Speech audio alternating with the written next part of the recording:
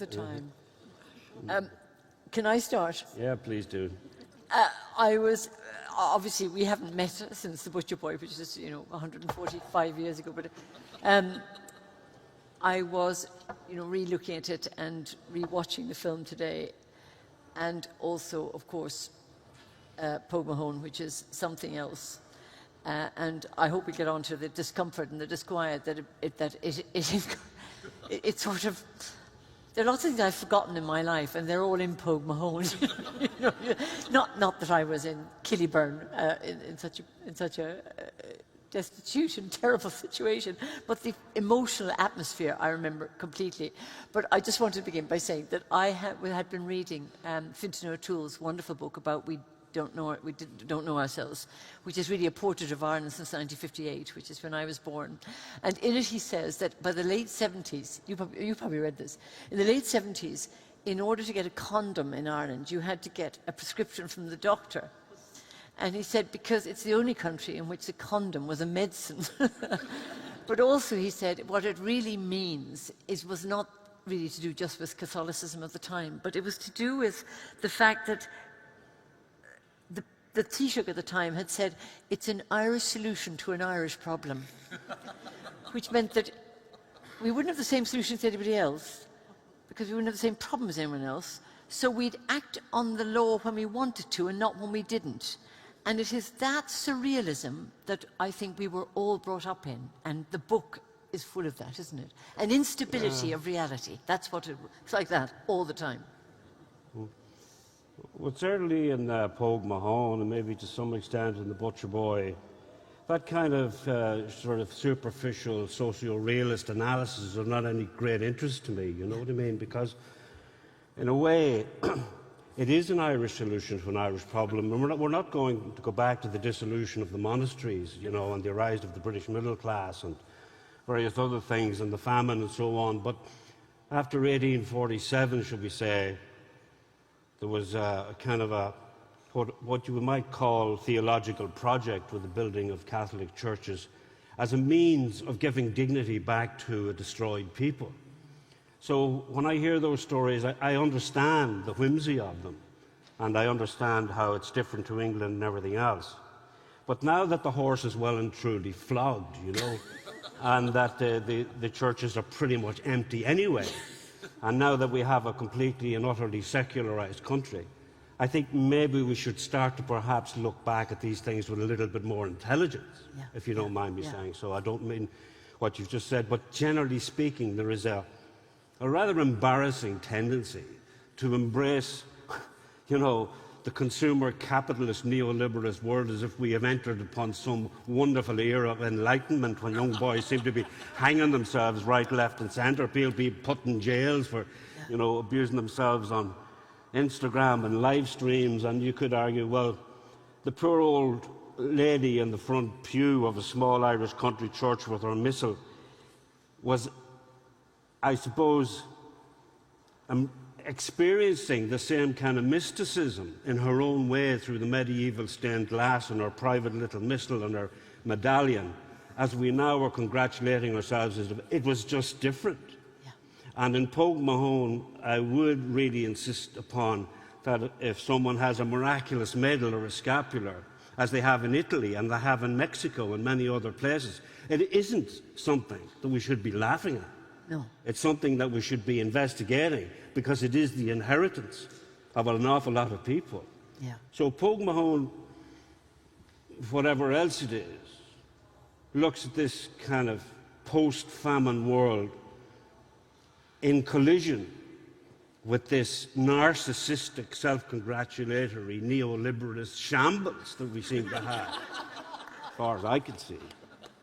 So count me out on the funny little Irish one. Funny enough, I did think about that post the famine, there was a terrible vacuum in Ireland because the Irish, for understandable reasons, had begun to distrust the British. And the church just swept in and filled that vacuum. And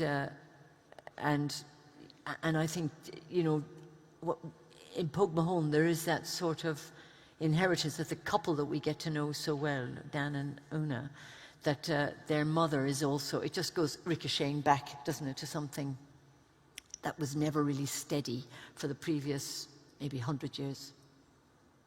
You know. Well, I remember thinking along those lines, you know, particularly during that period of kind of social upheaval, of hippiedom and drug taking and everything else, and almost being embarrassed by this inheritance. And meeting an old lady who is the mother of an artist of some distinction at the time, a modernist artist, and she was married to another, one of the finest artists in Ireland, actually, who kind of was influenced by Larry Rivers and Rauschenberg and various other people like that. And she almost like was a standard-looking Irish lady. She had a shawl and long grey hair. And I think I was stoned or something, and I was saying about this absurd architecture, you know, of these huge cathedrals, you know, how gross they were. And she said, "What do you mean they were gross?" Yeah. And it was the first time I'd actually heard anyone challenge any of this. And I said, "Oh my God, that great big Palladian derivative." She said, "Did you ever stop to think that the pennies that paid for that cathedral were a means of saying, after the Catholic Emancipation Act, we can be as big as you?" Yeah. It was an act of defiance, she said, and maybe, young man, you should learn some lessons and start to read your history books. And I shut up pretty quick after that. Yeah. Sort of a nouveau enthusiasm. In Cove in County Cork, there's a Cove Cathedral is a Pugin design, but it's much bigger than the town. The church is bigger than the town. But there was a period where they also began to put up Virgin Mary statues, because Virgin Mary appears in the Butcher Boy very powerfully. But instead of getting local sculptors to sculpt us to make these statues, you know, they bought them all off the peg from Italy. So I think there was a kind of a rabid enthusiasm. Well, no so all those that, pennies went to Italy rather than to our... And every parish was in competition to see who'd have the best Virgin Mary statue. Yeah. Like, when I'm coming across Syria, it doesn't mean that I don't see the fun of this thing. Yes. And, you know, as long as we take it as seriously as we do, although we can have the foundation of that, but, Yes. you know, I want the circus on top of that as Yes, well, yes. you know, because the story of the Blessed Virgin in the Butcher Boy actually comes from a story that my wife's father told me. It was about a guy in the west of Ireland. As you know, they had nicknames, probably still do in many places, but mostly it belongs to that period. And his name was the Dummy Costello. And he used to sit down in this bar, and it was the marrying year, you think, in 1958 or whatever it was. And apparently the news went out that the Blessed Virgin Mary was coming to appear personally to the Dummy Costello. Don't know how this happened, but anyway, he got the word through his prayers and intercession that the Mother of God was going to arrive. You know what a turlock is? It's a big kind of lake that disappears, but she was going to appear over this turlock. It was called the Swally Hole. And at 6 o'clock, apparently, Our Lady was to make her appearance. And he was down in the bar, and people were coming in buying him whiskies, and it's a great day for everybody, isn't it? And of course, as often happens in Ireland, all of this is a load of bollocks, and everybody knows it.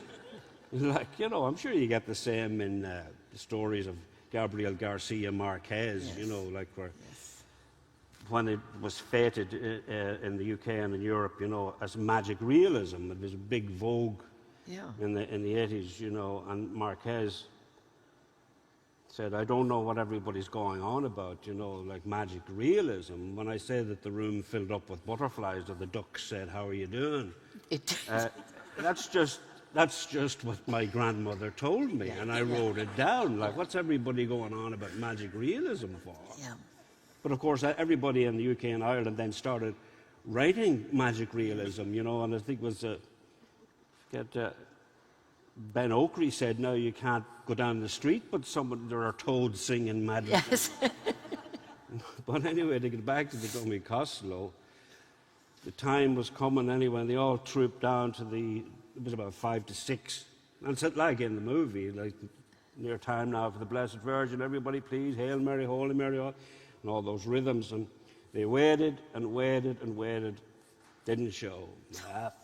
Yes, it is and the blame all descended on the dummy Costello. I mean, you couldn't blame the Blessed Virgin for being late. I mean, there was obviously some other metaphysical reason for it. So the dummy Costello didn't get any more drink. Well, actually, he did, because when my father-in-law was going home at 1 o'clock in the morning, they were driving back across the Midlands, and they saw this figure clambering out of the ditch, and it was the dummy Costello, as drunk as any human being could ever be. And they were driving him back to his little house up the lane. He said, well, no sign of the Blessed Virgin anyway, dummy. He said,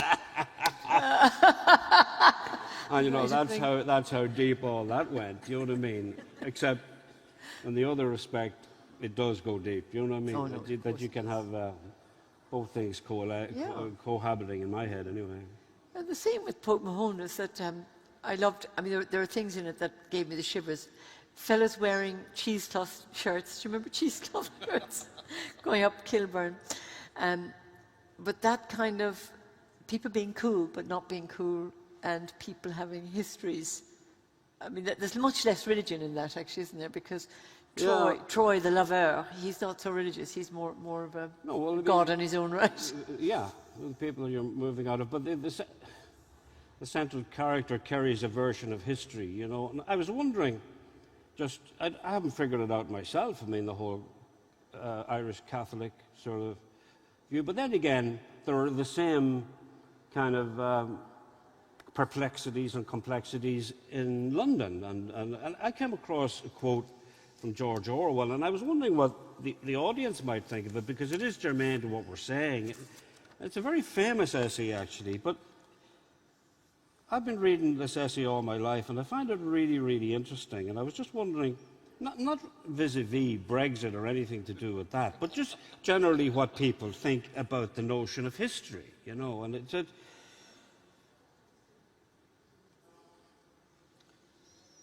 England is somehow bound up with solid breakfasts and bloomy Sundays, smoky towns and winding roads, green fields and red pillar boxes. It has a flavour of its own. Moreover, it is continuous. It stretches into the future and the past. There is something in it that persists, as in a living creature. Now, I want to apply this to Ireland as well. What can the England of 1940 have in common with the England of 1840? I'll just repeat that, because it's the phrase that I keep going back to. What can the England of 1940 have in common with the England of 1840? But then, what have you in common with the child of 5, whose photograph your mother keeps on the mantelpiece? Nothing, except that you happen to be the same person. It's very good, isn't it? It's very good.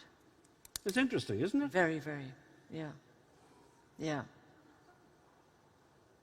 Yeah. So that doesn't come out of nowhere. It was when I was trying to dig deep into the subconscious of what it was I was trying to say that eventually came out as a sort of an epic narrative poem. Well, I wouldn't call it a poem. It's not a poem. It's something else. I don't know what it is.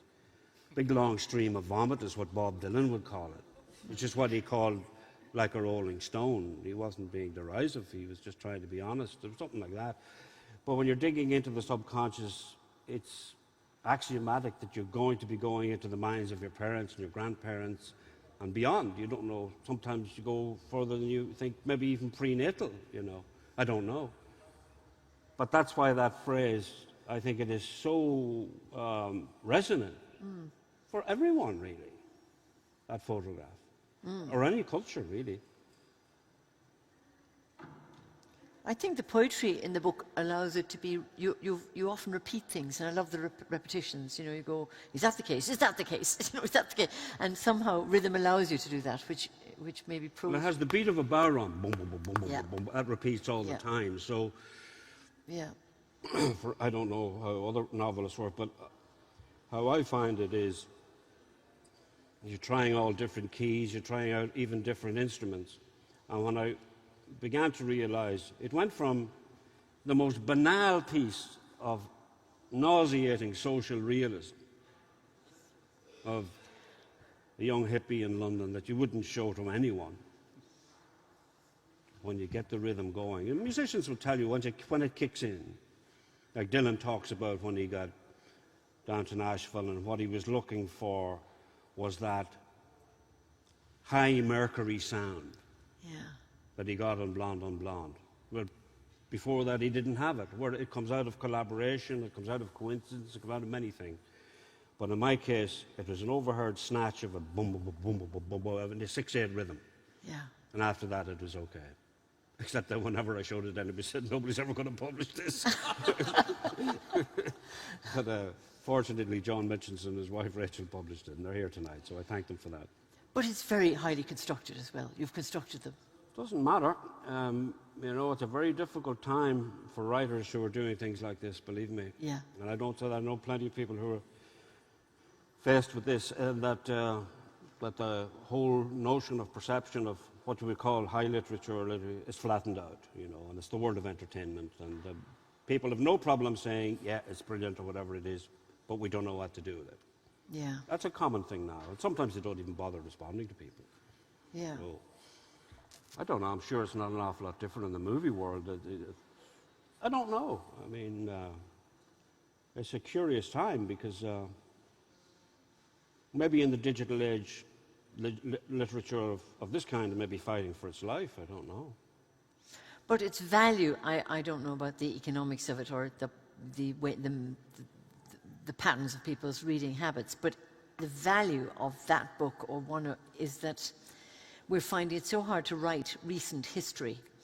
But if somebody writes fiction and is so totally immersed in the subconscious of it as you are, it's incredibly valuable because I mean, I'm slightly, I can't kind of quote the book because it's a very hard book to quote.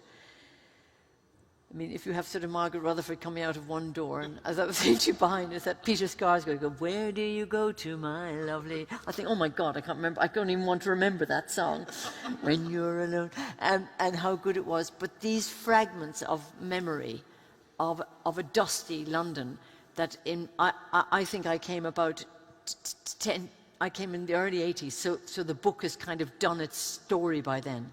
But I was very disappointed in London because it was much shabbier than I thought it was going to be. And then this book absolutely captures that kind of meaningless northwest London, hopeless kind of long hot summers of, oh God, there was a kind of an oh God about it. And I thought that it, you know, that is, and of course there's much more texture than that and it's much more full of feeling than that, but that uncomfortableness is just nabbed in the book, and I don't think a history of London would get that. It depends on really what your background is, like, because I had a couple of different versions of it. Like, I remember the first time I came, the troubles really were pretty heavy, and I suppose I was following in the footsteps of one of these kind of would-be flaneurs. I thought that I'd just wander into a West End theatre and say that I was really interested in the theatre of cruelty, you know, Right. you know. And or you know, Ionesco or someone. And, yeah, that's really interesting. Come on, that it was only a matter of days before, you know. Maybe doing your exercise. You know, you know, this had come from the one experience that I had of acting, which was in boarding school. We had a great teacher, a visionary teacher. There's always a visionary teacher, isn't there? Yeah. But here he was, and his kind of seminarian boarding school, and he was very well versed in the theatre of the Royal Court at that time, John Osborne and John Arden. But he said, I want to put on this play, which was called America Hurrah, and it was by a guy called Jean-Claude von Italy. Now, nobody remembers it now, but it was a big thing on Broadway at that time, around 1966, I think it's broad. But this was pure theatre of the absurd. And he said, you know, well, like when you're a youngster and somebody trusts you to do something, but you better do it, because if you don't, you've lowered yourself in the and that's good teaching. He said, I want you to write in this style and produce it and bring it back to me. And the various aspects of this America Hurrah, it was split in three. It was a triptych kind of thing. Some of it was like Pinter, some of it was like, I said, do it in that style. So myself and this fellow, he says, I don't want to do any act. I said, you have to do it. No, I never did it before. I said, all it is that we're in some unnamed state. And I am the, prosecutor. And I'm going to walk around here. You have to look really frightened. Yeah. I want to do it. Well, it turned out to be really and he got really into, can I do the prosecutor now? No. And so we wrote this thing out, and I really was fascinated by this because, like a lot of young people that are very troubled, it was a strange time in Ireland. The place was falling to bits, trouble-wise. And I thought, anyway, go to England after this boarding school was over. And I just thought, like, first of all, you met two policemen and said, have you got any identification? I thought, what's all this? This is like a parody. Like an Irishman arrives in England and is immediately locked up for 40 years. This is a little bit much, gentlemen. This is a parody. Can you not do better? And they said, have you got any identification? And of course, again, inevitably, what do you have? An old stained letter, all smudged with the rain. Patrick, yeah. Patrick said, well, where are you staying? I said, don't know, man. Some shit or other, yeah. Yeah, man. Oh, yes, some shit or other? Yeah. I guess. And then you begin to realize, very well, you better smarten up, my young man. You could wind up in a lot of very serious trouble. And then you begin to realize you're carrying the whole burden of history on you, and the Birmingham bombings happened a couple of years ago.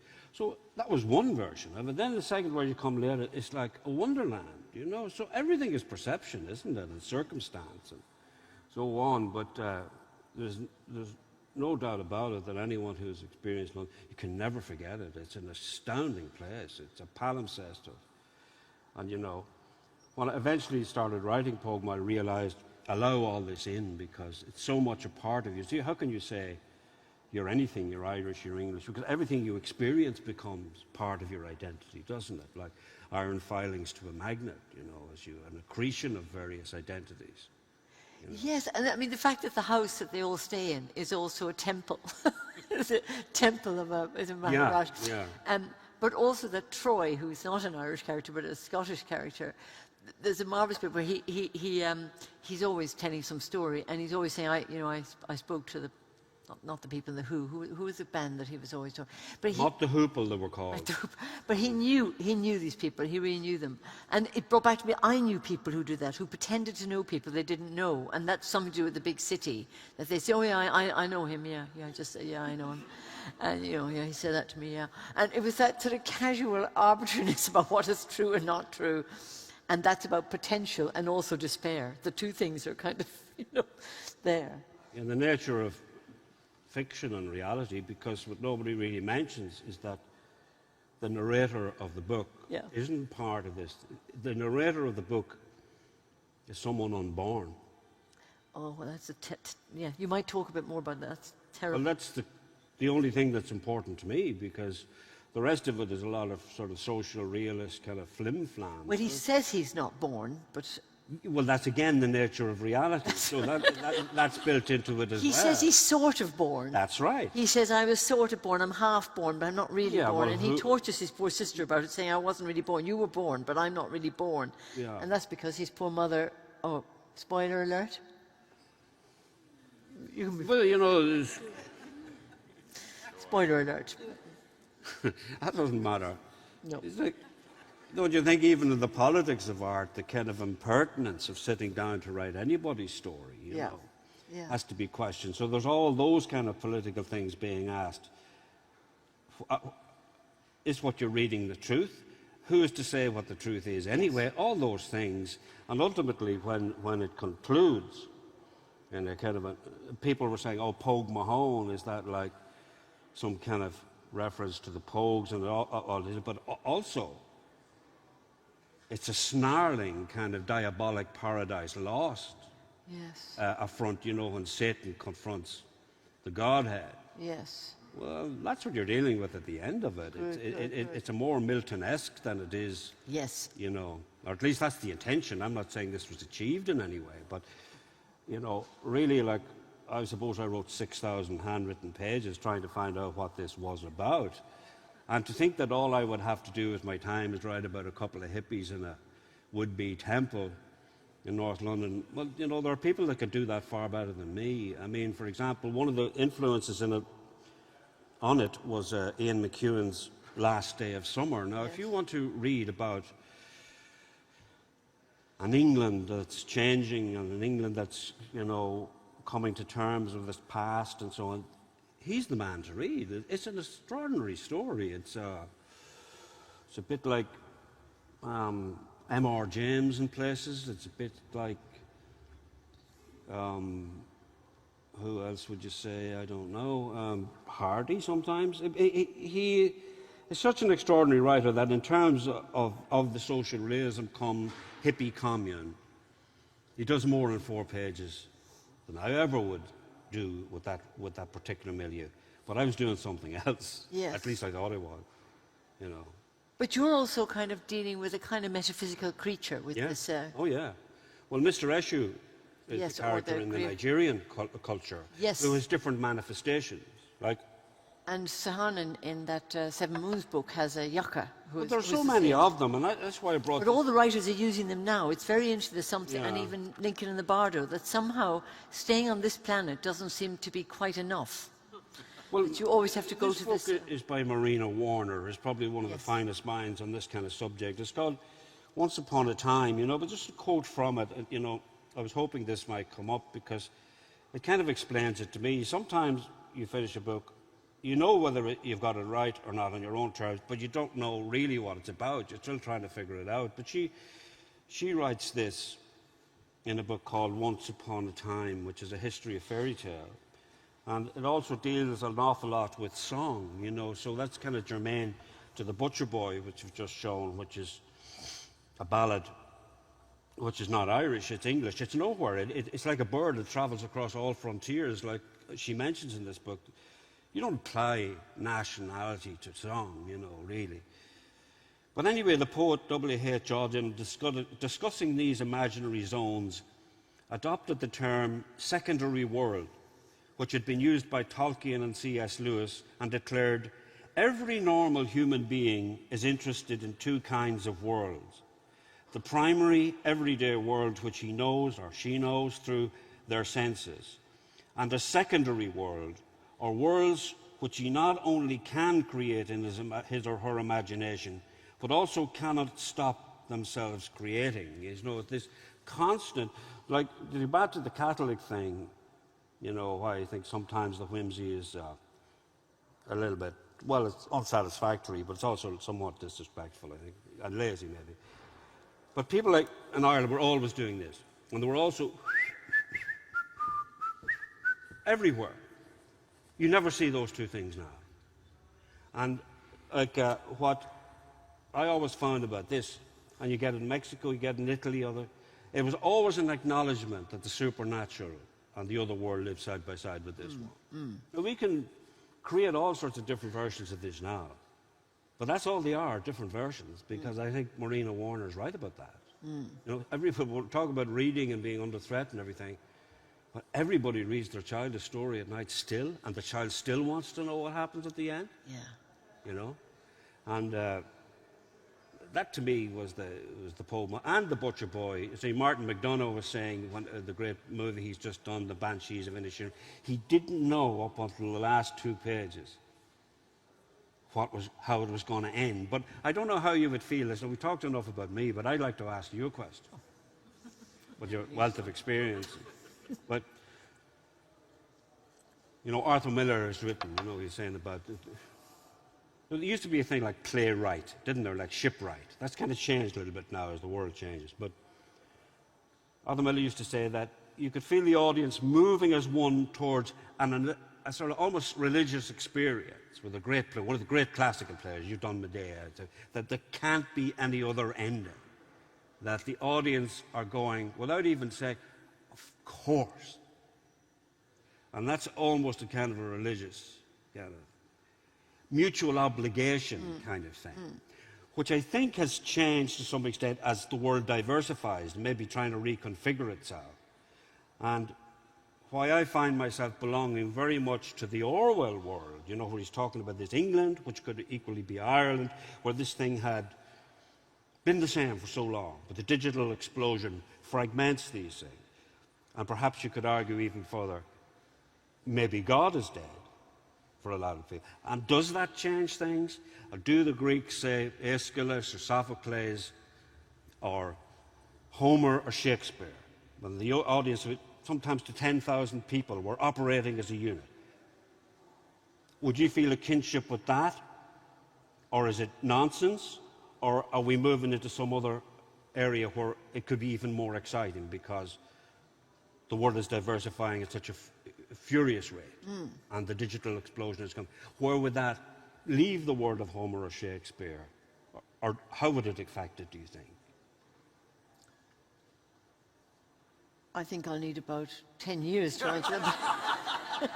But I see the point you're making, which is that well, I'm trying to make it. I think the theatre has suffered terribly because of that. I think the part of the diversification is that there's more film, more fragments, more series, more.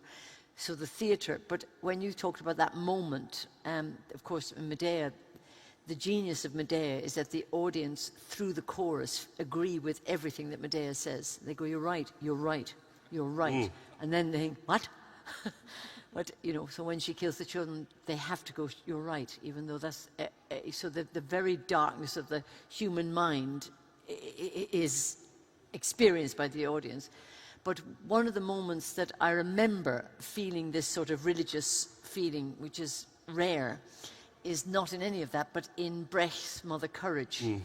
And there's a moment halfway through Mother Courage where Swiss Cheese, whose Mother Courage's son has been captured, and they drag the body in, and the soldiers say, "Is this your son?" And the audience have gone through the whole duplicitousness of Mother Courage with her or her little dealings, and they put the body there and they say, "Is this your son?" And if she says yes, her daughter will be killed. And if she says no, she'll have betrayed herself.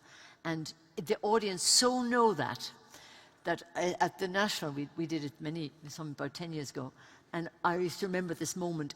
There was no acting involved. Well, all the acting happens from everybody up to that point. So every thought has to be agreed by the group, i.e. the 1,000 people in the auditorium. And then they say, "Is this your son?" And the place goes silent. And I could make it silent for as long as I liked. But I didn't enjoy the silence. I mean, it was absolutely phenomenal, is that this prescient silence as everybody experienced the choice. And that is almost really, I remember thinking, this is unbelievable writing. And anybody who said that Brecht was, you know, cold or to do with keeping feeling out, the opposite was true. There was a kind of, the audience is full of feeling. They've nothing else but feeling. It's thrilling. And the reason I ask is a personal one, because I was an avid theatre goer, and I found my desire to go to theatre waning. For this reason, I mean, some of the most transformative experiences I've ever undergone were in the theatre, say, Crucible or, you know, Tom Murphy's Vigili concert. And there always seems to have been an element of ritualistic sacrifice. And that concept is gone, I think, now from the collective imagination. You know, Philip Larkin talks a lot about the collective subconscious, you know. And if that's gone, is that affecting? I mean, I used to literally haunt it, and now I won't go. I mean, I don't know what it is. I came across this thing in Arthur Miller. I don't know if this is old-fashioned or not. I mean, this is from the Paris Review. But this is what he said anyway. This be written about 1966, when the world for him was changing dramatically. Like, he always regarded himself as a kind of a playwright of the 50s. You know, and he woke up one morning and there were all these hippies on the move and the Vietnam War. And he said he felt isolated, you know. But this is what he had written in 66. Yes, it's got so we've lost the technique of grappling with the world that Homer had, that Aeschylus had, that Euripides had. And Shakespeare also. How amazing it is that the people who adore the Greek drama fail to see that these great works are works of someone confronting their society, the illusions of the society, the faiths of society. And this is the key line for me. The faiths of society. We can just, like, let's say since Reagan and Thatcher's time, when it became fashionable to say, everyone's on their own. From that period, it seems to me, something happened. No society, yeah. Something like that. But anyway, let's say he was predicting that. The faiths of society. And he's talking about plays. They're social documents, these plays, not piddling private conversations.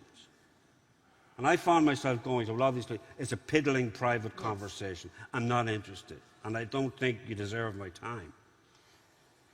We just got educated into thinking this is all a story for its own sake. It's not. No. Or at least it wasn't to me. You know. Well, various things happened in the theatre. Part of it was that the rehearsal periods got shorter and shorter because it got too expensive to rehearse things. So people like Peter Brook insisted on having long rehearsal periods. And sometimes early on the National, we had 8 or 10 weeks on, and things were so much better when they had that time. So you had time to go wrong and time to go right. So you had time to discover the thing. If you're just putting something on, you're only going to get the surface of it. But when you talk about that Greek audience thing, I once played Beckett's Happy Days at Epidavros in Greece. And, you know, normally our theatres here, the biggest theatre you have would be about 1,000 people. But in Greece, there was 8,000 people in the audience, without microphones and buried up to my neck. But it was the most thrilling thing, was to be in that silence and have 7,000 or 8,000 people. And I had a sort of Pogue Mahone moment in that while I was doing it, I began to think of the people, not just in their jeans and T-shirts, but in togas. I thought, I can see them all in kind of togas. And it's part of the joy of playing to 7,000 people, is it's a village, a town of people, is that they've all travelled from somewhere to get to that space, to listen to that argument or story, or, you know, and of course it can't be a story for a story. It's something about them. And it's a whole community meeting. Yeah. Well, you know, we're all doing that in our sitting rooms now, watching TV series, but we're not in a community at all. The cinema still, in theory, is that a little bit. You're on the dark. I found in that respect that Martin McDonagh's film, The Banshees of Inisherin, was quite extraordinary. Yeah. Following on from what you were saying, like, you don't often hear that gasp in cinema any longer. Yeah. When I was at it, and this is in the world, you know, of, you know, wild digital imagery of video games, and here's a story. Yeah. And what's it about? I don't like you anymore. Yeah. Yeah. That's what it's about. And I thought, where is he going to go with this? And I'm not going to spoil any of this, but it's an extraordinary film. It's one of the best movies I think ever made, actually. I really do. That's a wonderful thing to say about it. I really do think so. Yeah. And I think time will tell that. Because it ends cyclical, man. Is this the end? This is just the start. And what that is, I think, is Gogol, the squabble, you know, where these two guys are arguing unto infinity. I think it's Hans Christian Andersen. Yeah. John. And I thought, just when you're lamenting the death of something, there it goes. Something comes up, which is the magic. And this is not a dirge. I'm just trying to figure out something. But I definitely think that one thing you can say for sure is that what makes that movie is the writing. Oh, yes. It would be nothing without the writing. I mean, the performance is astonishing. But it's a lyrical poem, really. Oh, yeah, you want to read the Yeah, text. There's one section where somebody says, well, that's not very nice. What do you mean it's not nice? Well, it's not nice. And the fact that the word nice, you know, which would be normally a writer's, Yeah. you know, bombshell, wouldn't it? They Yeah, kind of spare the yeah, word nice. And there's a whole scene about people using the word nice, but it's masterly in that way. And you again, getting back to the bowron or the hand drum, for anyone who doesn't know what a bowron might be, he has a lyrical beat into everything. The repetitions are what give it. And you become, once you get it, isn't it? Once the first 5 minutes, you get the key that you're in. then that's the magical zone. And I genuinely think when the author speaks that he didn't know himself, then you're in the realm of magic. Yeah. Like when children Yeah. get into a zone. Yeah. Like I remember when our daughter was very young, I was vamping on the piano and she had her back turned to me and I had a sort of a country and western beat going. And she went, I know you from a distant planet, aliens coming around. Oh, there they're coming. Oh, don't you come and steal me. I thought, my God, that's brilliant. And I turned around and said, see, and she stopped. The magic was broken. And I think it's as simple as that with authors, really. And Yeah. Yeah. I think the childlike kind of magic of that, well, what do you mean you don't like me anymore? You liked me yesterday, or did you? Yes.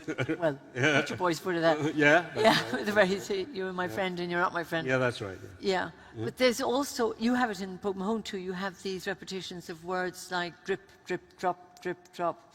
But it made me think of the wasteland. That did. Well, I was thinking of the wasteland also. Yeah. And the wasteland Has a huge influence. Now, if Mr. Elliot was here tonight, I'd say, God bless you, sir, you're a great man for giving me all them lines. But a lot of it was subconscious. And it ended up in Margate because of T.S. Eliot, where he wrote in the bus shelter. So you'd hardly know a bit of that, would you? I would, but I want you to bit about the drips.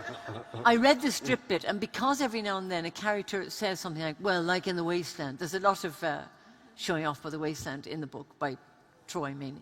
But there's this very arid bit in the wasteland. It's the most arid bit, it's the most unsociable. There's lots of social bits, but there's, my nerves are bad tonight and all that, but there's this bit. Here is no water, but only rock. Rock and no water, and the sandy road, the road winding above among the mountains, which are mountains of rock, without water. If there were water, we would stop and drink.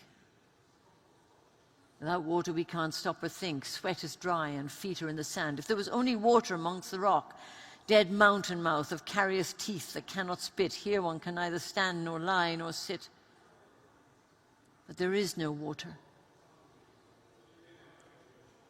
Sorry, I've gone back too far. Sorry. If there were water and no rock, if there were rock and only water, and water, a spring, a pool among the rock, if there was the sound of water only, not the cicada and dry grass singing, but sound of water over a rock, where the hermit thrush sings in the pine trees, drip, drop, drip, drop, drop, drop, drop, but there is no water. Remember that? Have you got the book? No. He has, but in the book there's a bit where he has. I have a book, but it's not my book. Oh, it's not your book. I'm not a great one for promotion or any of these things, or reading from your books, but I do like reading from works that mean an awful lot to me, like The Wasteland does. And I won't go into any detail, but I had a bit of bad health there recently, and I know that people sometimes say things, oh, poetry will help you through and so on. And I didn't really believe it, but a friend gave me this book by Clive James. And I carry it everywhere with me now. I can't quote it or speak it as magnificently as Fiona, but I only quote it because we're here to talk about art and what it means. And I found this poem called Landfall to be the equal of Philip Larkin, and I don't say that lightly. And I don't think Clive James needs any introduction, really. He was a highly regarded figure for many years, and God rest his soul now, but this is called Landfall anyway. Hard to believe now that I once was free from pills and heaps, blood tests, x-rays and scans, no pipes or tubes. At perfect liberty I stained my diary with travel plans, The ticket paid for at the other end, I packed a hold-all and went anywhere they asked me. One on whom you could depend to show up, I would cross the world by air and come down neatly in some crowded hall. I stood for a full hour to give my spiel. Here, I might talk back to a nuisance call, and that's my flight of eloquence. Unreal. But those years in the clear, how real were they? When all the sirens in the signing queue who clutched their hearts at what I had to say were just dreams, even when the dream came true. I called it health, but never stopped to think it might have been a kind of weightlessness, that footloose feeling always on the brink of breakdown, the false freedom of excess. Rarely at home in those days. I'm home now, where few will look at me with shining eyes. Perhaps none ever did. And that was how the fantasy of young strength that now dies expressed itself. The face that smiled at mine out of the looking glass was seeing things. Today I am restored by my decline and by the harsh awakening it brings. I was born weak and always have been weak. I came home and was taken into care. A cot case, but at long last I can speak. I am here now, who was hardly even there. Oh.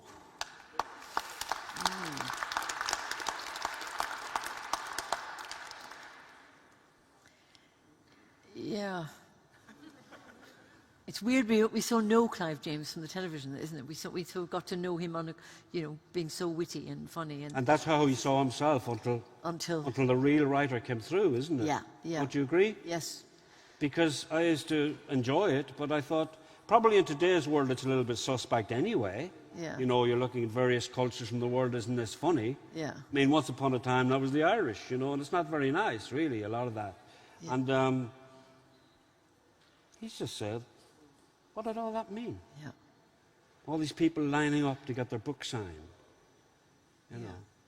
Yeah. It's pretty harrowing, but unlike Larkin, who actually kept saying, oh, when I get sick, and never get sick. Yeah. Yeah. Come on, Larkin, get sick. Get sick. For Christ's sake, will you just go and get into the ambulance? Yeah. Then you may have something different to say. There, but Jesus. Yes. And then Clive James comes along with this. I mean, it's good to have them both, I think. He wrote that late.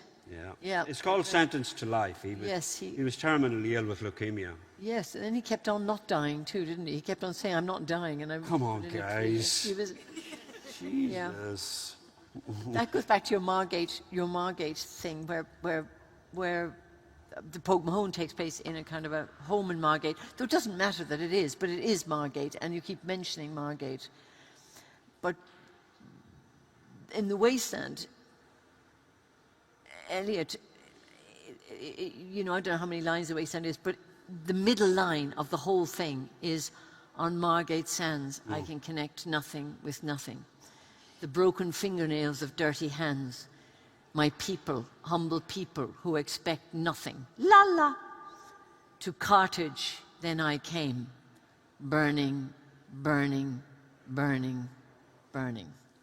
And that's that, isn't it? It absolutely is, and they all connect, I hope, because what you were saying about the Catholicism and then the absurd drama, like in a way, it's a bit like Henry James said, if a writer's worth anything, he's someone on whom nothing is lost. So everything that your experience gives you, whether it's the kind of long traditional kind of vista of Irish Catholicism or any Catholicism or high Anglicanism, whatever it is, all these things have meant an awful lot to an awful lot of people. So you kind of take...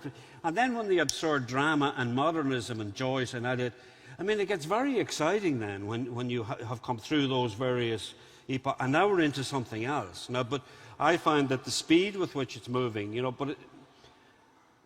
we're fortunate to have 3 grandchildren, and already you can see ahead into what there are jobs and kind of obsessions that they have. Like one of our grandchildren, like he's doing stop motion on the YouTube, right? And I said, I'll show you Ray Harryhausen. Who's he, Dad? Right? I said, he invented stop motion. Okay. So I showed it to him. So there's Jason and the Argonaut. And the guy's going, oh. Oh, God. And I said, no, Christopher, he invented it. Yeah, but... Yeah. And then he goes to his own machine. Yeah. The multiverses, right? And you just don't know how to do about that, because I'd kind of educated him on Marvel comics, Yeah. And he used to kind of say, okay, we do Spider-Man, J. Jonah Jameson, Batman, so. And I used to get very excited about it, the Fantastic Four and so on. He was very interested for a while, but one day I could see he was a little bit anxious, a little bit agitated. And I could see him trying to figure out what it was he was going to say, but slowly edged his way kind of obliquely around. He arrived at the edge of the sofa and said, Grandad. I said, yeah? What? I don't really know I'd tell you this, but I don't really want to do that old stupid Fantastic Four stuff anymore. and I said, why? He said, it's a different Fantastic Four. And so it was too static for him. Yes. So it was a bit like the sort of Banshees of Inisherin moment for me. Yeah. A little bit of me died. Yeah, yeah. And, but now that he's educating me in the multiverse, it's equally fascinating. But I just don't have the agility of mind to cope with it, really. But it's very exciting. Well, you do. I think Paul Mahone is full of that kind of thing. But your book, maybe a sort of a kinetic energy of some description. Yeah. But when you think of Queen's Park or the whole area that you write about in Paul Mahone, that isn't nostalgia, is it? It's almost like ancient history being encapsulated. Nostalgia is no use. No, because your grandson will read that and go, what? Is this... Yeah, but if your writing is worth anything, and I spent a lot of time making sure that the Butcher Boys, such as it was, would not fall into that trap of retrospective kind of nostalgia for this. It had to inhabit a mythic space. Yes. And when it concludes, it should be like a Greek conclusion, that the inmates are like a siren chorus, or, I've always been interested in that for the reasons that I've been trying to elucidate, with Eliot and the Greeks and all the... It is no use writing what it was like, when the Troubles were on in the 70s, or when people wore condoms in Ireland, ha, ha, ha, or didn't wear them, or whatever the hell it was.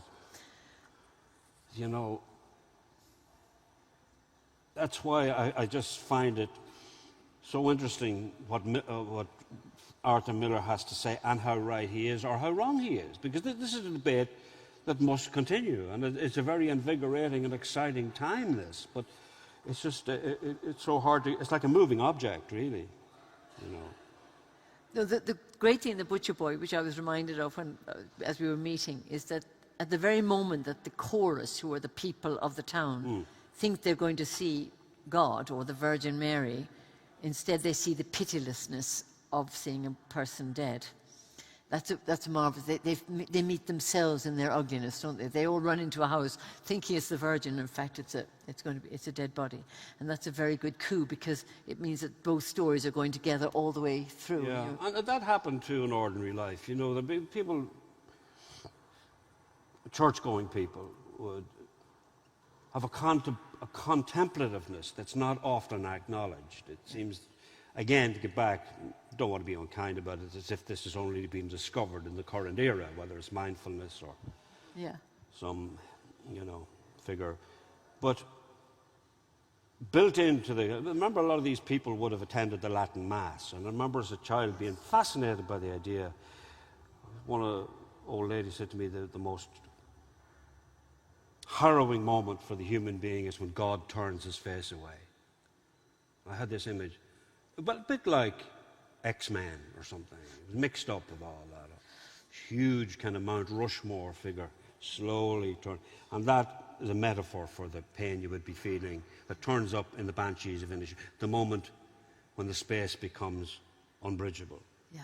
And that's in theatre of... It's in all these things, none of them are new, let's face it, so whether it's the eternal verities or whatever it might be. And I think, you know, it's very difficult to get a space to where these things can be discussed, because the notion of morality or how you teach morality, whatever, you know, okay, that's fine, I get that, but Jesus, come on, you know, for just once could we have a serious conversation about these things? Speaking of we're being spaces interrupted. for things to be discussed, I hate to break up a happy party, but we will be continuing it, but just with questions from all of you at home and in the room. Before we do, not to break up the conversation, but thank you so much already for this extraordinary conversation. We have some microphones coming round to you, so please, put your hands up if you've got a question. We're looking for questions, not comments. Famously, questions, not comments. Oh, we've got a question just here.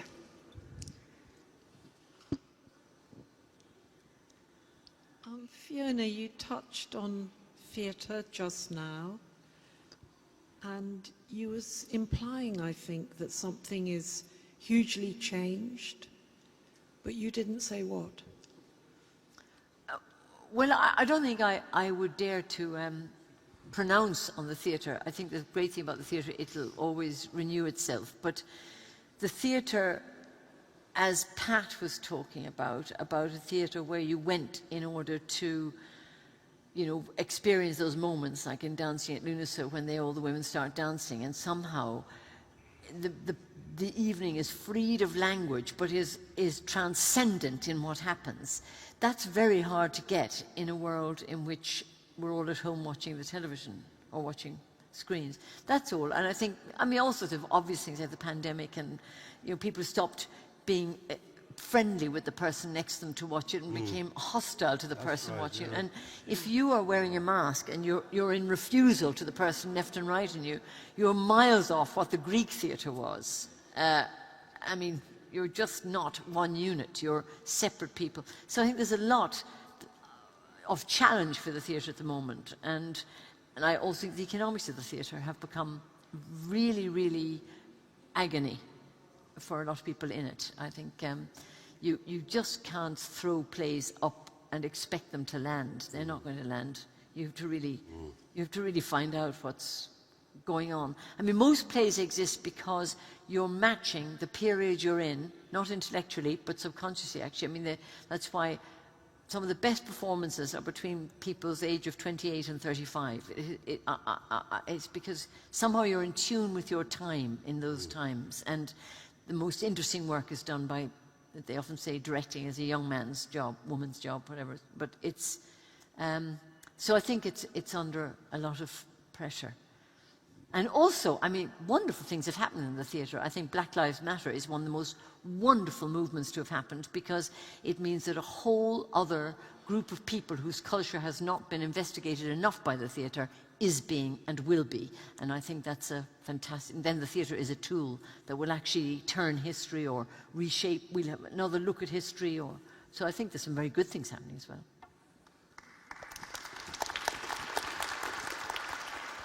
I'm going to take a question from our online audience, and then we're going to come down to the front. Okay. Elaine would love to know if you have any tips for how to get modern children to appreciate classic children's literature. What's a classic I think he's child? answered that, hasn't he, with his grandson? Don't read Marvel. I mean, no, it is a problem, that, because I have noted that, even my own, that the texts you would have expected children, even allowing for the fact that people are sentimental about their own childhood, I would have expected children to know about Alice in Wonderland and the Greek fairy tales and Hans Christian Andersen and various of them. And they don't. Now, the big question is now, are they bereft in any way? It's a bit early to say, I don't know. But I don't know what the answer is, because I've tried giving them to the particular individual with whom I have this precious banshees of Inisherin relationship. And I give them, I don't know what it was, something like that. Yeah. So I don't know without becoming a... Maybe they don't need to. You know, they're also exposed to, not. you know, Asian literature and African literature and characters from all over the world that we weren't. I mean, when you say Alice in Wonderland, you know, it would be a sort of absolute thumbprint for many people. You would have in a white world, in a very white Anglo-Saxon world. Well, I never really figured out what colour she was. I wasn't really that interested. No, it's not the colour, it's about the... I was just interested. About the nature of fear, isn't it? It's a particular kind of fear. Yeah. You see a white rabbit. I'm always seeing white rabbits. You always know something's a white rabbit, and you know something's up. And that's a complete cultural trope. I think we're ready for our next question. Well, wasn't there a guy called Percy something who wrote adventure stories with the Greeks? My nephew was full of Percy Jackson. Yeah. Jackson. My nephew knew all about Percy Jackson. He did a lot of that. I think we're going to our next question. Well, we didn't answer that one very well, did we? Just beat them and make them read them. Just say, read that. make them read everything. I'm wanting to draw together just a couple of strands. So this is a question, not a statement. But nostalgia and myth, the difference between the two. I happen to be Welsh, and I'm afraid that we haven't got that right at all. And I'm thinking about time and Hilary Mantel's comment about the what's past is ever with us, but also irretrievable. And what I wanted, Fiona, you mentioned, when was anything ever steady? Well, at least that's my question, because you said that, I think that was what you actually said. When was anything ever steady? I'm wondering if anything ever has been, in terms of time and the unconscious and how we write and what comes through us. Is it always flow, or is anything ever steady? Just the small questions this evening, then. Well, I'm sure Pat will have some more to say about this, but I mean, I might be wrong, because, you know, you self-mythologize yourself, but I've always thought that I came from somewhere so boringly steady that I was interested in exploring a world which was less steady. But that's partially because I was brought up in the 70s in Cork, where nothing happened at all for 10 years. Just nothing happened. Nothing of any kind happened ever. Nothing happened. Pat was in a much more volatile part of the country. No, I don't agree with that. I think that I think that a small town of 2,000 people on the southern side of the border, where nothing happened either. Nothing happened either. You know, it would be a mistake to think that, you know, I somehow survived kind of a terrifying war zone. You know, a three-legged dog running past the house was a pretty much a big event. You know, but where I would, to link the two things, the question and what you're saying, you know, to quote Larkin again, Larkin, you know, always insisted that Hull was his place, and he loved the dullness of Hull. He kept saying he used it as a weapon almost, but. Philosophically, he was right, though, that he said that something like nothing can happen anywhere. Yeah. You know. And I mean, I don't want to keep on about the Banshees, but what happens on that island? Two guys fall out. You know, that's all. I don't like you anymore. How do you make a play out of that? How do you make one of the great pieces of art out of that? And nothing much happens, you know, in so many great works of art, except the inner life is changed and you come out a different person. And so I think the nature of things is that it's a constant flux. You know, 100 years means nothing. I mean, all right, in our time, nothing much happened, but, you know, the flow has speeded up, I think, in our last, say, 40 years. This is like the Industrial Revolution, isn't it, really? Yes. You know, things shifted. They go at different speeds, but it's a constant. It's never steady, ever. I would think, not to me anyway.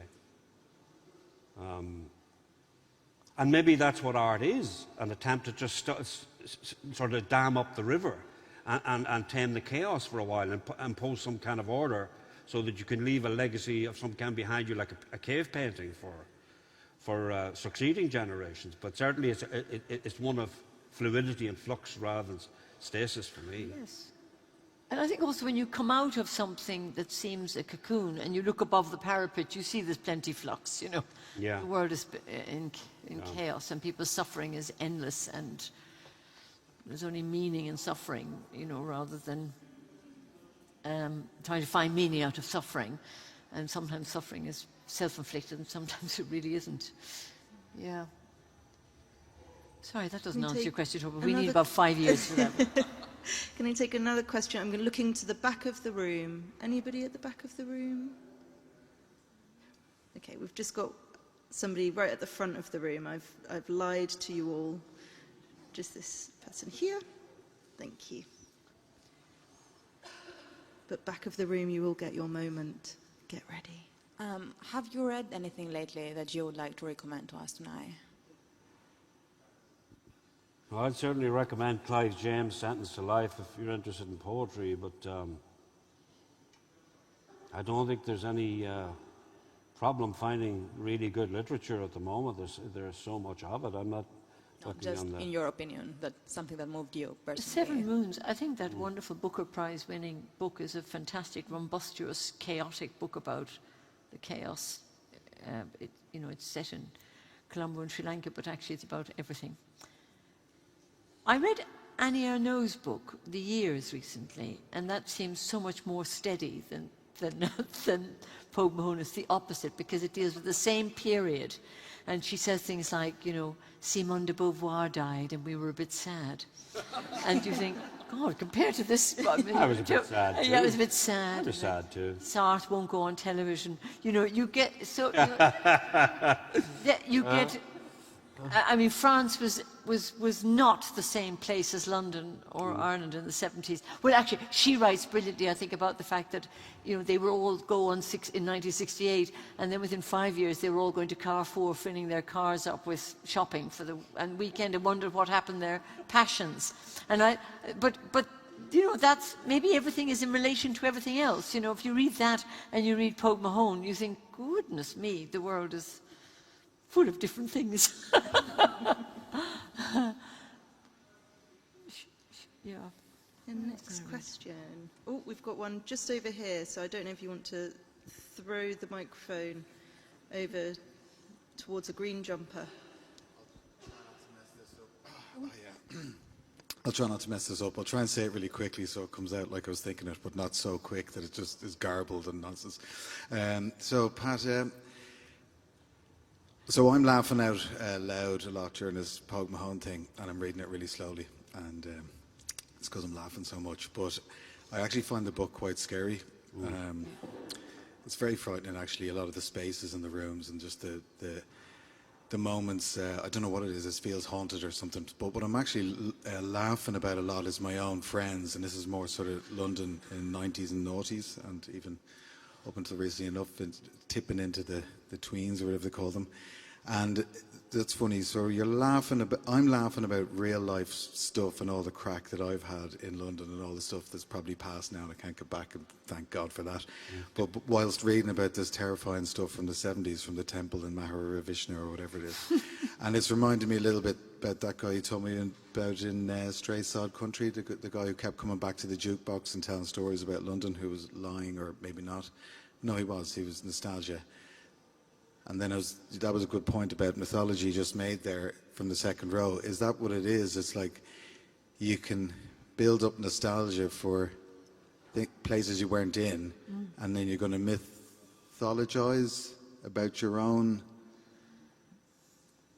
not quite, your dreams didn't quite come true, or it was never that quite exciting, or it was really exciting, but actually it was terrible. So, I don't know. It is a question a little bit, but also, yeah, is it a repeated cycle? Well, I suppose trying to figure out to make sense of the world that you inherited, and not just, in my case, a small town or Ireland or England or anywhere else, but the nature of reality, and a big thing at the period of Pogue Mahone, of course, would have been psychedelic drugs, and of course it was de rigueur for the young artists at that time to partake of lysergic acid dialthymide, and if you apply that to the vision of, shall we say, the rural inheritance of writing, shall we say, John McGahern or William Trevor, and you're bringing in the absurd theatre, then I suppose that's an attempt to create your own style, or to make it, because there was no point, I could feel, with the life that I was living and trying to emulate the generation previous to that, because, as we were saying about the absurd theatre, and so things were fragmenting. But there was a psychedelia anyway as part of that kind of 50s, 60s generation, because I remember this guy said to me, out of the blue, while we were having a drink in the bar, and he looked like a teddy boy. When people are kind of in their 60s, but they carry a little bit of the ghost of the teddy boy that once was, with the duck's ass and the winkle pickers, but he's working, in a meat factory or something now, or he might be retired. And he said, out of the blue, he said, the biggest disappointment in my life, really, he said, was that I didn't get the job with the Who. Yeah. Yeah. And I said, what did you say? Nah, sure. That's the way it goes, he said. I said, you mean like Pete Townsend in the Who? Yeah. Nice fella, he said. And I thought, wow, this guy, I don't know what acid he's taken, but I want some of this. And then he said, I probed him and bought him a drink. I said, did you get talking to him for a long time? Right while? He said, yeah. And how did it happen? He said, well, I seen the ad in the paper and everything, and thought I'll tip down and see. Sure, I played with a few show bands and I'd have as good a chance as anybody else. I went down and I said, Pete, what time can I go on at? And Pete Townsend said, well, we have 2 or 3 more to see, but we could see you maybe after 12 o'clock if you want to go and have a drink there in West Hampstead pub. Now, interestingly enough, when the West Hampstead aspect came in, I thought, that's where the Who used to rehearse, I thought. What? So he then went on to say, well, I went round anyway, and we did a few numbers like Summertime Blues and Come On Everybody, and I beat the Skins good, he said. I beat them good. But the fucking thing about it was, he said, I had the job, only that wee moon fella came in. And he said, Jesus, he was good. He was good. And I said, what did he play? Oh, he did a couple. Now, all of the thing was starting to make sense. He said he played Gene Vincent. He knew his stuff, this guy. And he said that Keith Moon got the job, and he went up and he shook his hand and said, good on you. Now, I went out of there thinking what I had thought was a big psychedelic kind of fabrication turned out to be actually, every word of it was true. And he had been working on the buildings, and gone down and done all this. And so there's a little town. You see this guy 1,000 times a day, and you'd never believe. Yeah. So I became fascinated, and that's what ended up with The Butcher Boy, the inner lives of people that you will never know about. And if art has any purchase or purpose in the world, it's like Joyce said, he never met anybody that was uninteresting. Yeah. Ever. And that's a pretty good principle to live your life by. And it's why I kind of have a little bit of a problem with this retrospection of the 40s, 50s and 60s in Ireland. It really is quite lazy, I think. And I think, although it's not a crusade of any kind in art, but it's kind of beneath the dignity of art to be making these assumptions when you don't know the inner lives of people. But to get back, the rest of the question statement was a kind of that if there was a kind of an attempt to lasso a style, it would be that in the words of Vladimir Nabokov, when he was talking about Gogol, he said, "The end of the day, not only do you afford them the dignity which they merit, but they should stand out colossal against the big sky of everything." Oh, something like that. Wonderful, wonderful.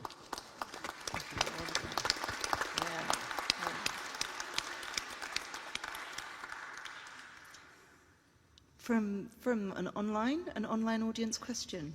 So William, who's been watching at home, would like to say how wonderful it's been to hear you both read and recite some poetry this evening. And he acknowledges that Pat says he isn't a poet and doesn't write poetry, but would like to know, Fiona, if you have ever tried writing poetry yourself.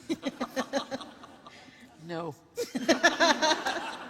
Okay, we're moving swiftly on to another question. Okay, we have one question here, and then we're going to finish up with a last question from our online audience. So submit your final questions if you're watching at home. Hi, my question is for both of you. What's your first book that you read, and what's your favourite Irish author? Maybe we might have to stick to one timing-wise. So we might go, what was the first book that meant something to you when you read it? Mine was the Dandy book. I still read it. I think it's the best book ever written, even better than Ulysses. And I'm not being whimsical, because every time I look at it, I see a sort of a psychedelic post-war Britain just after the day. And then you Wasn't turn it a the comic, page. The Dandy? Well, it was a Dandy annual. Annual, yeah. Yeah. What year? 1961. 1961, yeah. Get on Because eBay immediately. It's like, but it's a bit like Ulysses. Very. I love that response. Needed. And the reason I say it's a bit like Ulysses is, I mean, what is Ulysses? Only all these different styles of stories, and you know, some of them are funny, some of them are scary, some of them are incomprehensible. And if you turn the first couple of pages, you know, in the Dandy book, 1964, you will see the Crimson Ball, and that's a bit like Circe. The Circe episode in Ulysses, Dada-esque, isn't it, really? And then, you know, you go to the next page, and that's Dirty Dick or the Smasher, and that's a little bit like, I suppose, the Nausicaa episode of Ulysses, you know, which is kind of fun, all these funny little romantic kind of things. And there's all sorts of parallels. I didn't really mean to say any of this, but now that I think of it, You feel more strong. I think that, John and Pat, you know what the next project after this book is. Fiona, what was your first? I mean, if we're going to get to that level, we were only allowed, in terms of comics, we were only allowed look and learn, because my parents were aspirational. So I would go to a bring and buy a pile of dandies, and have more for my brother, and I would buy bunties. You could get big, huge rolls of them for maybe a penny or something, and then I would go home and suddenly get a really bad pain in my tummy. yeah. I have to go to Sick bay. bed, Mom. Go to bed, and I'd be in the bed because we weren't allowed by them. But I would say probably not Rupert Bear, but I think Winnie the Pooh is probably the first thing I can really, really remember, or The Children of Lear. That was my favourite. I think, you know, going back to the earlier question about how do you get children to read these, because here's the answer to that question, and apologies for not knowing this earlier on. But our other grandchild has a thing called a Tony box. Did you ever hear of this? Well, you get Winnie the Pooh and you put it on top of the Tony box. Hello, the voice comes out through the thing, and the music comes. It was a blustery day. And she lays back, and she is, in the digital age, wrapped in this thing. Yeah. And she goes to her life, and the other day she came to visit us, and she said, "Oh, how long is this day?" Oh, she's got it, yeah. So I would recommend this Tony box. Tony box, I think, yes. you know, it's a popular thing, and you can, like, if you wanted to get Pogue Mahone on the Tony box, you could put a little hippie up there and go, Whatever. Electra in there, isn't it? Light of the morning, sky canopy above, the shadows of night melt into day. Hear me. Have that in the bottom. Yeah, I think that's a winner of that. That's a winner. Okay, we're going to prevail upon you for one final question from our online audience. So perhaps following on from that, Elizabeth says thank you both for such an inspiring and thought-provoking discussion. She would love to know how, when we're engaging with things via the screen more, how do we ensure that we are an active aspect of the creative act and not just a passive passenger? Well, that's the big question, isn't it, that we've been trying to parse and analyse that, you know, as you're saying about the communal response to whether it's the sacrifice of the transcendent moment. That is the big question of the consumer age. How do you stop being a passive consumer? The next Netflix, the next 10-part series, you know, it becomes one big tub of angel delight mainlined into the body spiritual, isn't it? That's it. So true. I don't know. Stop eating angel delight, maybe.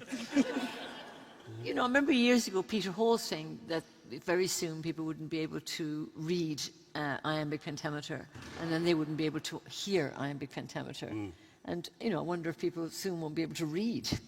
They'll be so used to watching flickering images on the screen, and that's exactly... No, I think that's true, and I think... But we still could be active participants, couldn't we? It's funny, what would be under threat, certainly in an Irish context and various other places, I remember discussing this about the advent of the digital and consumer or computer age with an African writer, and I was talking about, I noticed, let's say all that jibber-jabber that goes on in the Butcher Boy, oh, diddly-did, all that stuff, that's a kind of a currency that keeps people together, you know, and now, when I come out with these things, like when I said I was in hospital there recently and somebody said, oh, are you all right? I said, I'm like the man that couldn't hang.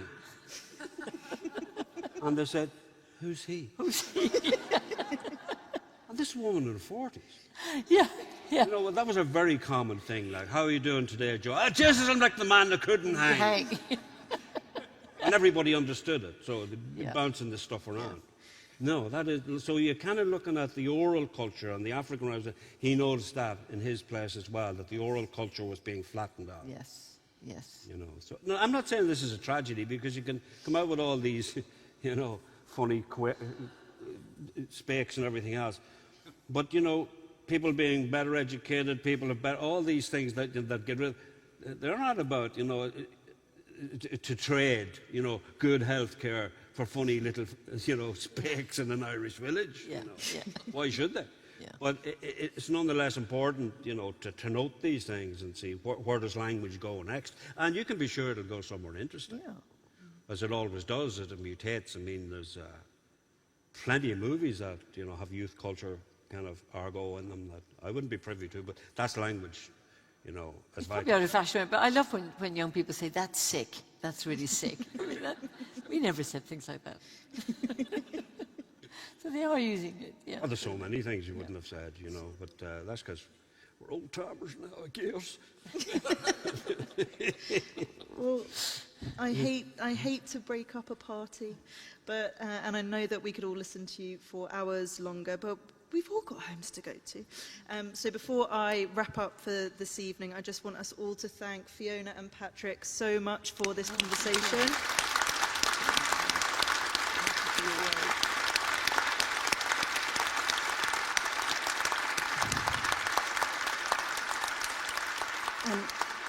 And Pat, I know that you aren't in for lots of self-promotion, but I hope you won't mind if I do a bit of RSL promotion and then a bit of you promotion as well. I'll be very quick, I promise. So this is the RSL's first in-person event of a busy spring season, and we could have no better advert to encourage you to join us as a member. Our memberships and passes are open to everyone and start at just £25 a year, and you get free tickets to join us in person or online, whatever your preference is. Be sure to sign up online on the RSL website and if you want a particular special discounted World Book Day rate, you can sign up at our membership desk tonight with our Head of Operations, Martha Stenhouse, who will be happy to oblige. Please also join Patrick downstairs now to buy all of his books. Yay. They're very heavy. Don't make anybody pack them away again. We can, many hands, light work and all of that. Patrick will be signing shortly, so please join us downstairs. All that remains is for me to thank Unique Media and Blue Box for managing the live stream and the tech tonight, the British Library, Unbound, and our volunteers, and a special thanks to our Events and Partnerships Manager, Lily Blacksall, for making this evening possible. And so now, finally, please join me in a final thank you to Fiona Shaw and Patrick McCabe.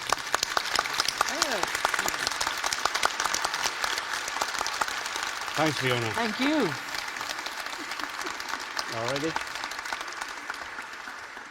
Thanks, Maureen.